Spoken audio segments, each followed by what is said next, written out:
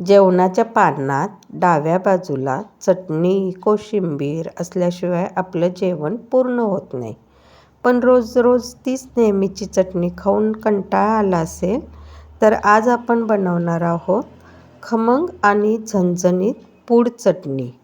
डाळी आणि मसाल्यांचे अचूक प्रमाण वापरून बनवलेली ही चटणी इतकी चवदार लागते की भाजी नसली तरी नुसत्या चटणी भातावर तुम्ही ताव मारू शकता. प्रवासात नेण्यासाठी किंवा घाईच्या वेळेला भाजीला उत्तम पर्याय असणारी ही खमंग अशी पूड चटणी कशी बनवायची, चला तर पाहूया. नमस्कार, मी मनीषा. राजलक्ष्मी रेसिपीमध्ये तुम्हा सर्वांचे स्वागत. इथे पॅनमध्ये 1 कप हरभरा डाळ कोरड्या कापडाने स्वच्छ अशी पुसून घेतलेली आहे.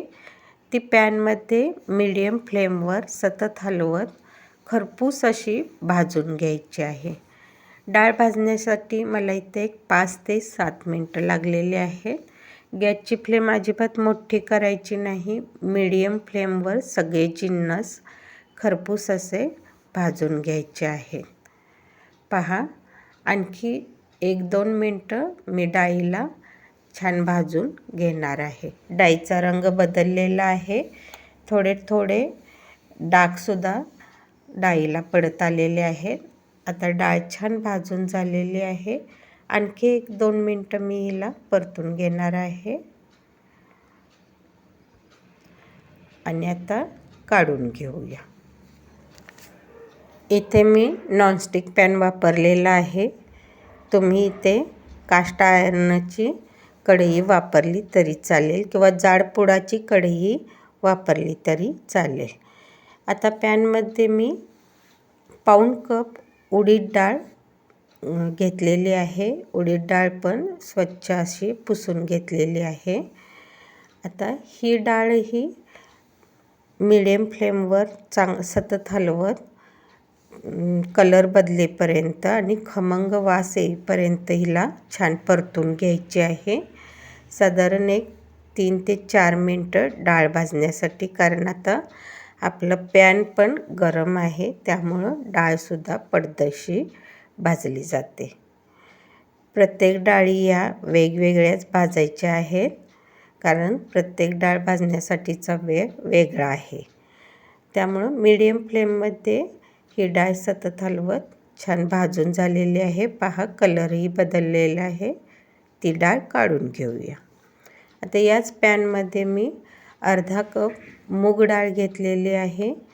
तीसुद्धा अगदी मीडियम फ्लेमवर सतत हलवत छान कलर बदलेपर्यंत भाजून घ्यायची आहे. डाळी भाजताना सतत हलवत राहायचे आहे, म्हणजे एकसारख्या डाळी भाजल्या जातात. आता ही डाळ पण आपण काढून घेऊया. आता याच पॅनमध्ये मी अर्धा कप तीळ घेतलेले आहेत. पांढरे तीळ वापरलेले आहेत.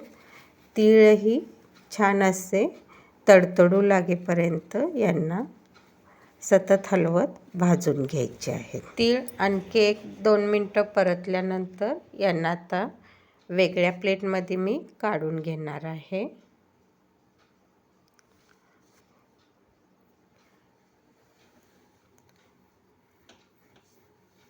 तीळ आता काढून घेऊया. आता पॅनमध्ये अर्धा कप धने मी इथे घेतलेले आहेत. ते सुद्धा यामध्ये घालून घेऊया आणि मीडियम फ्लेमवर यांनाही चांगले रंग बदलेपर्यंत आणि खमंग वास येईपर्यंत परतून घेऊया. धने 1-2-3 मिनिटांसाठी परतल्यानंतर तेही तीळ ज्या प्लेटीमध्ये ठेवले आहेत त्यामध्ये काढून घेऊया. आता पॅनमध्ये पाव कप जिरे घेतलेले आहेत. जिरेही असेच भाजून घ्यायचे आहेत. जिरे भाजण्यासाठी पण 1-2-3 मिनटं लागतात. सगळे जिन्नस असे छान खमंग असे भाजून घ्यायचे आहेत. तेव्हाच ही चटणी महिनाभर ते 1.5 महिना 2-3 महिने टिकू शकते. त्यामुळे जेवढे मॉइश्चर असेल पदार्थामध्ये ते सर्व काढून घ्यायचे आहे. अगदी खमंग सगळे जिन्नस भाजून घ्यायचे आहेत. आता याच पॅनमध्ये मी 1 वाटी सुकं खोबरं किसून घेतलेलं आहे, ते यामध्ये घालून घेऊ. सुकं खोबरं भाजताना गॅसची फ्लेम एकदम लो करायची आहे, नाहीतर गॅस थोडा वेळ बंद करून थोडं परतून पुन्हा एकदा गॅस चालू करून अगदी खरपूस असं खोबरं भाजून घ्यायचं आहे. पहा, खोबऱ्याचा रंग बदललेला आहे. खोबरंही सतत हलवत राहायचं आहे आणि पूर्ण असं खरपूस होईपर्यंत भाजून घ्यायचं आहे. अगदी काळं पण करायचं नाही. गॅस बंद करायचा आहे आणि गरम तव्यावर छान सतत हलवत खोबरं छान परतून घ्यायचं आहे.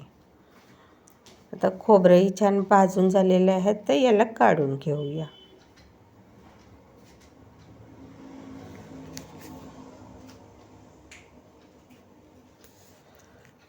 आता या पॅनमध्ये मी 2 चमचे तेल घातलेलं आहे आणि तेल गरम झाल्यानंतर 1 कप कढीपत्ता स्वच्छ धुवून घेतलेला आहे, त्याला चांगला कोरडा केलेला आहे, तो यामध्ये पॅनमध्ये घालून घेऊया आणि अगदी कुरकुरीत होईपर्यंत मीडियम फ्लेमवर याला सतत परतत अगदी कुरकुरीत होईपर्यंत छान भाजून घ्यायचं आहे.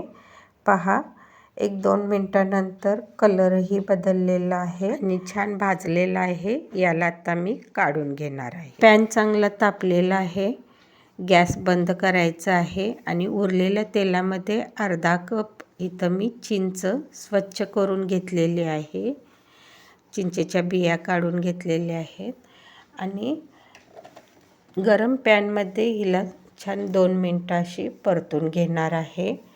चिंचेला सतत हलवायचं आहे, नाहीतर काळे डाग पडतात. आता पुन्हा मी गॅस चालू केलेला आहे आणि अगदी लो फ्लेमवर हिला सतत परतत हलवून भाजून घ्यायची आहे. अगदी कोरडी होईपर्यंत परतून घ्यायची आहे. चिंचेला लगेच काळे डाग पडतात, त्यामुळं याला सतत हलवत राहायचं आहे. चिंच ही छान खमंग भाजून घ्यायची आहे. सगळे जिन्नस खमंग आणि छान भाजल्यामुळे या चटणीला अगदी छान अशी चव येते. जिभेची चव वाढवणारी आणि महिनाभर टिकणारी ही खमंग पूड चटणी तुम्ही इडली, डोसा, उत्तप्पा असो किंवा गरम चपाती, भात याबरोबर तुम्ही खाऊ शकता.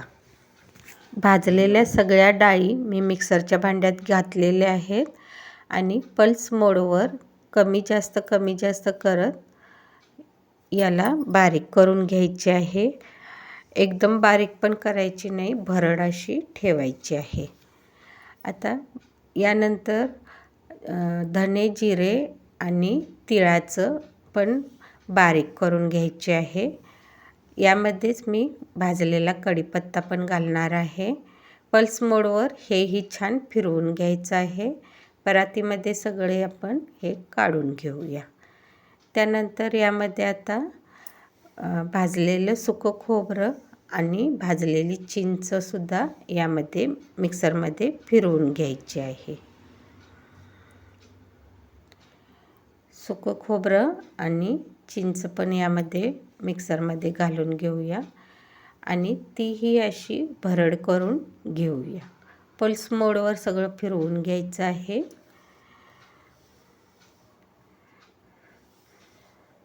आता ते सुद्धा मी परातीत काढून घेतलेलं आहे.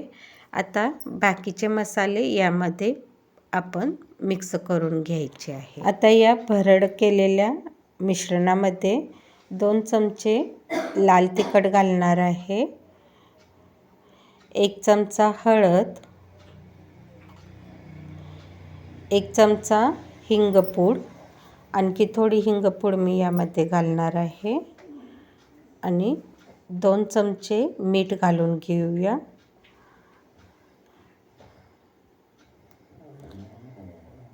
यामध्ये अर्धा कप गूळ बारीक किसून घेतलेला आहे. आंबट गोड चवीची ही चटणी अतिशय खमंग अशी होते. सगळं छान मिक्स करून घ्यायचं आहे आणि पल्स मोडवर याला अगदी बारीक अशी पूड करून घ्यायची आहे. पहा, एकसारखी अशी ही पूड छान झालेली आहे. मोठ्या चाळणीवर मी हिला चाळून घेतलेली आहे. आता सगळं छान मिक्स झालेलं आहे. आता थोडंसं तेलात याला मिक्स करून घ्यायचं आहे. मोठ्या कढईमध्ये मी मोठे 2 चमचे तेल घालून घेतलेलं आहे. तेल छान गरम करून घ्यायचं आहे आणि ही सगळी मिक्स केलेली पूड यामध्ये घालून छान मिक्स करून दाबून ठेवायची आहे आणि ही पूड रात्रभर अशीच ठेवून द्यायची आहे. म्हणजे तेलात छान पूड मिक्स झाली पाहिजे. गॅस मी बंद केलेला आहे. गरम तेलात ही पूड छान मिक्स करून घ्यायची आहे आणि झाकण ठेवून रात्रभर हिला अशीच ठेवून द्यायची आहे. त्यामुळे याची लज्जत फारच वाढते.